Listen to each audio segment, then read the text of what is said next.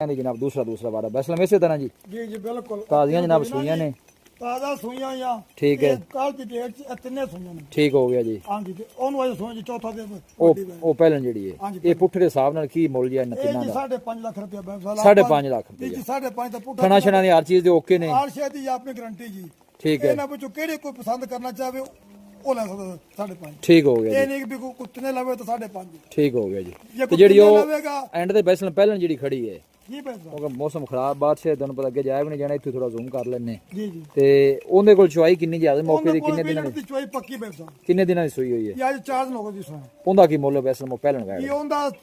6.5 मुੱਲ ਤੇ 6.30 ਦਾ ਆਪਾਂ ਫਾਈਨਲ ਦੇਣੇ ਵਿੱਚ 630 दी ਹਾਂਜੀ ठीक हो राब्ता नंबर दसो हाँ जी 0305 71 74 434 ਇਹਦਾ ਫਿਰ ਦੱਸ 0305 71 74 434 लो जी बैसलम का जनाब राब्ता नंबर जी व्हाट्सएप भी इस नंबर पे मौजूद है क्रॉस ब्रीड दे माशाअल्लाह जनाब सारे जानवर जी ਜਾਨਵਰ